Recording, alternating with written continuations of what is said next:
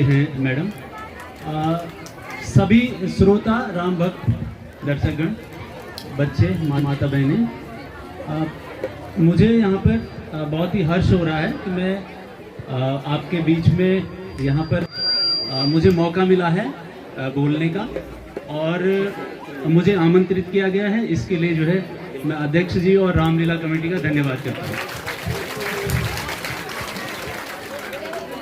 वैसे तो अगर जब भी मंचन होता है, कहीं पर कोई कार्यक्रम होता है, तो वक्ता अगर ज़्यादा समय ले तो निश्चित रूप से लोगों को खलता है, लेकिन बहुत कम समय में अपनी बात रखूंगा।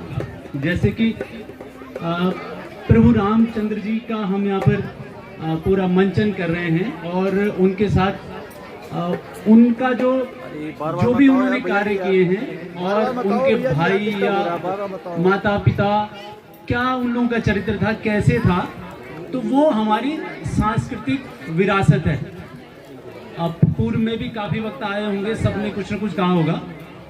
मैं कहता हूं कि जैसे जब हम लोग प्राथमिक कक्षाओं में पढ़ते थे, तो सबसे पहले अगर किसी ने दोहा पढ़ा होगा, मैंने पढ़ा है कबीरदास जी का पढ़ा, 4th या 5th में, अब मुझे इतना याद नहीं है, लेकिन उस समय सांच बराबर तप नहीं, झूठ बराबर पाप, जाके हृदय सांच है ताके हृदय आप। तो उस समय हमको ये बताया गया कि भाई सच्चाई के बराबर कोई तपस्या नहीं है और झूठ के बराबर कोई पाप नहीं है।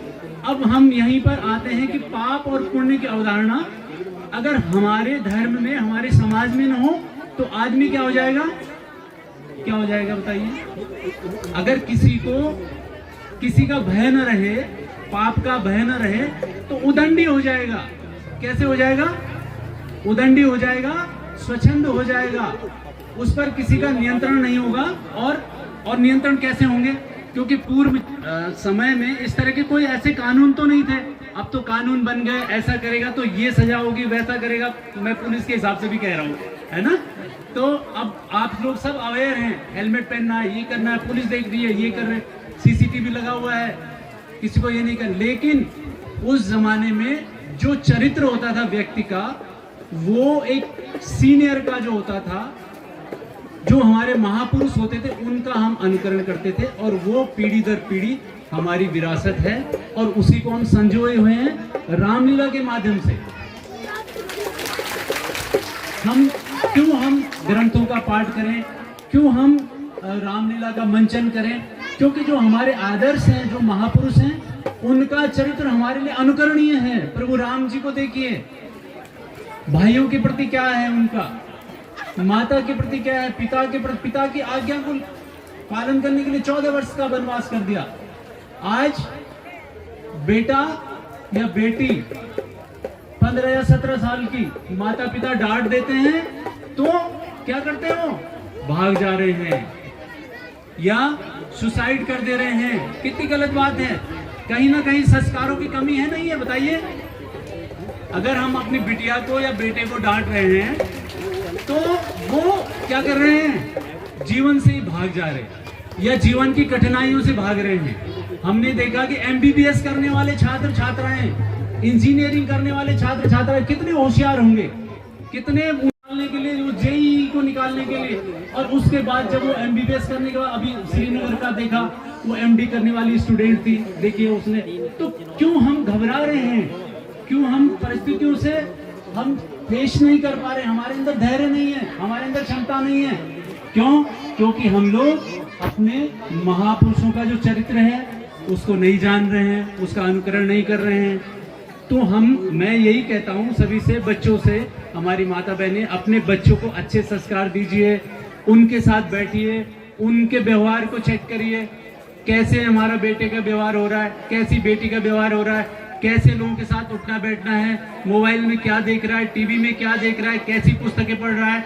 तो पहले एक नैतिक चरित्र की एक पुस्तक हुआ करती थी, नैतिक चरित्र, जिसमें सब हमारे आदर्श, जो हमारे महापुरुष हैं, उनके जीवन वृत्त रहता था। अब जो है काफी जगह होगी या नहीं होगी, अभी काफी समय से।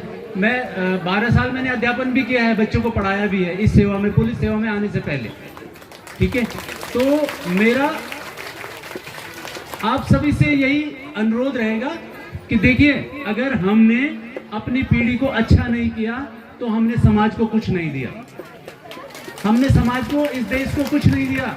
जो हमारे बच्चे हैं वही हमारी भावी पीढ़ी है, वही डॉक्टर, इंजीनियर, वही हमारे अच्छे नागरिक बनेंगे, वही कल हमारे राजनेता बनेंगे। उनका चरित्र अच्छा होगा तो अच्छा होगा, नहीं तो फिर क्या होगा, वो हमारे देश को कैसे संभालेंगे।